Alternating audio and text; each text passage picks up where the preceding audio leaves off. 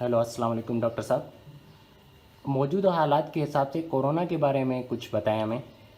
सबसे पहले तो मैं ये बताना चाहता हूँ कि कोरोना ये अंग्रेजी का लफ्ज़ है जो ताज के हवाले से, जैसे क्राउन प्लाजा, जैसे कॉरोनेशन, ताजपोशी कहा जाता है। अभी तक यूँ कहा जाए कि इसका कोई प्रॉपर नाम भी नहीं आया कि ये जरसूमा कौन सा है। जहाँ तक कि बीमारियों या जरासीम या वबा का ताल्लुक है, ये तो हर अहद में रही हैं।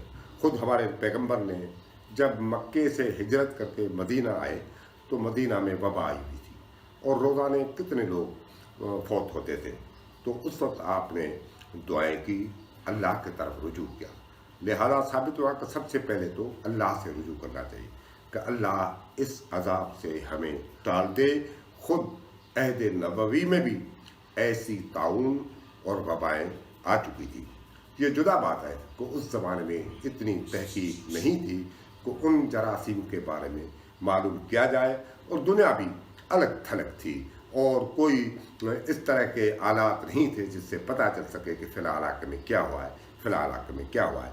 मगर जहाँ तक अरब तारीख़ का ताल्लुक़ है तो उस हिस्ट्री को पढ़ेंगे तो ख़ुद हज़रत उमर रज़ी अल्लाह अन्हु के ज़माने में एक बहुत बड़े साहबी हज़रत अबू उबैदा बिन जर्राह जो शाम के गवर्नर थे, और ये ऐसे अजीम साहबी थे कि खुद हज़रत नबी अकरम सल्लल्लाहु अलैहि वसल्लम ने फरमाया कि अल्लाह के रसूल ने इसको अमीनुल उम्मत यानी उम्मत का अमीन करार दिया था। ये शाम के गवर्नर थे। शाम और उर्दन में एक बहुत बड़ी वबा ताउन फैली जिसमें रोज़ाने कितने लोग फौत होते थे और हज़ारों लोग लुक़्मा अजल बन गए। हज़रत उमर ने खुद अबू उबैदा को ख़त भेजा कि फौरी तौर पे शाम को छोड़ दो, और वो समझ गए कि वो मुझे वापस बुलाना चाहते हैं, इसलिए एक ताउन की बीमारी थी, मगर वो नहीं आए और उसी सरजमीन पे इंतकाल कर गए। इससे साबित हुआ कि जिस इलाके में जो आदमी रहता हो, क्योंकि अल्लाह के रसूल की भी हदीस है कि जब ताउन आए किसी शहर में तो उस पर मत जाए, और जब आ जाए तो उस शहर के लोग हिजरत न करें, नकल मकानी न करें, इसलिए कि उनके जाने से ये बीमारी फैल जाएगी। लिहाजा आज से 1400 वर्ष पहले खुद इस किस्म की मिसालें मौजूद हैं और मना की गई कि वहाँ नहीं जाना चाहिए, अगर आ जाए तो वहाँ से निकलना नहीं चाहिए। तो लिहाजा इनके लिए हमें यही खुद कुरान और हदीस से हमें मिसालें मिलती हैं।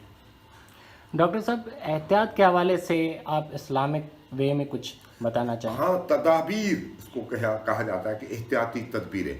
खुद कुरान में आया है कि जब जिहाद करें या जंग करें किसी दुश्मन से तो आप सबसे पहले जिहाद का सामान मुहैया करें, असलह मुहैया करें, घोड़े पालें, इसीलिए तो घोड़ों के पालने का सवाब कहा गया है।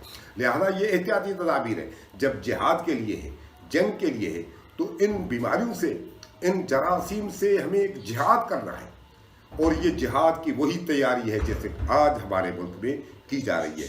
यकीनन उलुल अमर यानी हुक्मरान वो हमारे हाकिम हैं, उलुल अमर हैं, उनके ऑर्डर्स को हमें मानना पड़ता है।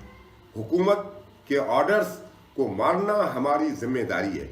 तदाबीर का हुक्म खुद हदीस से भी आ गया है, जैसे मैं पहले बता चुका हूँ कि आप सल्लल्लाहु अलैहि वसल्लम ने ये जो एहतियाती तदाबीर बताई हैं वो हमें करनी चाहिए, कि वहाँ नहीं जाना चाहिए।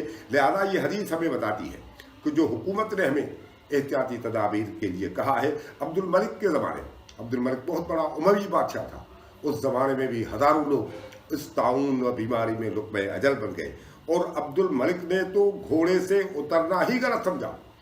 हिस्ट्री में, तारीख की किताब में आया है कि वो 24 घंटे घोड़े पे सवार होते थे, यहाँ तक कि नींद भी घोड़े पे करते थे। तो उसके बाद फिर उसने किससे मशवरा लिया और उसको मशवरा दिया गया। तो इस तरीके से हमें एहतियाती तदाबीर जो हुकूमत ने बताई हैं सरेदर उन पर अमल ना करना चाहिए, उन एहतियाती तदाबीर को कबूल करना चाहिए। और आप देखें इस्लाम में नमाज के लिए हुक्म है, हम दिन में 5 मरतबा नमाज पढ़ते हैं और उसमें 3-3 मरतबा हाथों को धोते हैं। जैसे हमारे अइम्मा ने लिखा है, एक मरतबा धोने से भी हमारे फुक़हा ने लिखा है कि वुज़ू हो जाता है, पाक हो जाता है, मगर शरीयत कहती है 3 मरतबा हाथ को धो। 3 मरतबा हाथ धोना, दिन में 5 नमाजें 15 तो ये हो गई, और 3 मरतबा हम खाना खाते हैं उसके लिए भी हुक्म है हाथों को धोना चाहिए। तो 3 मरतबा खाना तो गोया 15 वो हो गए, 3 मरतबा ये हो गए, 18-19 हो जाते हैं। यानी सफाई का कितना कहा गया है, और हुजूर ने फरमाया सफाई निस्फ ईमान है। गरज ये कि इस्लामी तालीमात में तमाम अहकाम मौजूद हैं, हम उन पर अमल करें तो यकीनन हम इस दुश्मन पर काबू पा सकते हैं। शुक्रिया डॉक्टर साहब।